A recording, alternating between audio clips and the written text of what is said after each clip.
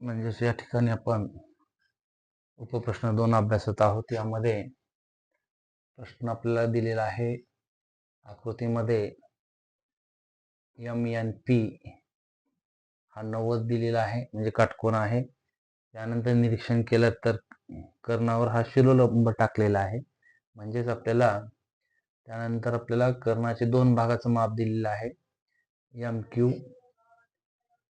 9 आणि QP 4.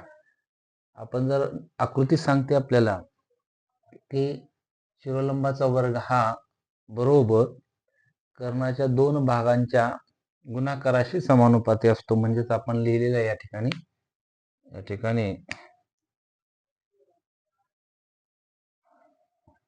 पहा, NQ चा वर्ग बरोबर MQ गुणिले QP. भूमितीमध्ये आपण इथे लिहूया हा गुणधर्म, भूमिती मध्य गुणधर्म किंवा प्रमेय. म्हणजेच या ठिकाणी आपण दिलेल्या किमती ठेवूया. म्हणून NQ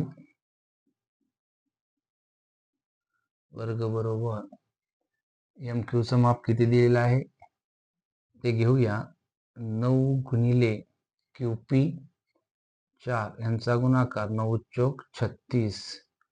आणि म्हणून या ठिकाणी NQ वर्ग बरोबर 36, तर वर्गमूळ दोन्ही बाजूचा घेतला तर NQ बरोबर 6.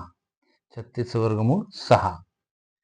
आपल्याला या पद्धतीनं उत्तर NQ चं मिळतं. एकक काहीतरी जे आहे ते लिहा. त्यानंतर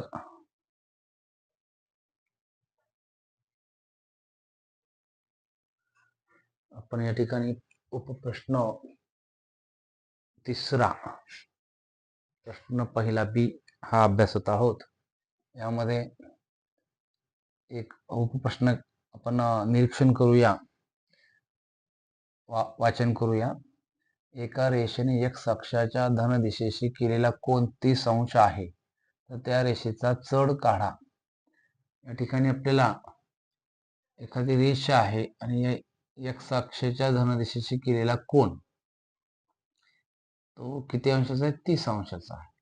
म्हणजेच या ठिकाणी आपल्याला tan 30 चढ काढण्याचं सूत्र आहे M बरोबर tan किती अंशाचा दिलेला आपल्याला? 30 अंश बरोबर tan 30 किती असेल किंमत सारणीवरून, तर ती किंमत आहे आपल्याला थोडंसं आठवावं लागेल, 1/3 आहे. हे उत्तर आहे.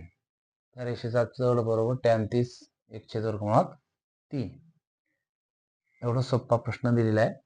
त्यानंतर पुढचा आहे चक्रीय चौकोन ABCD मध्ये कोन A बरोबर 100 अंश, तर कोन C काढा. आता चक्रीय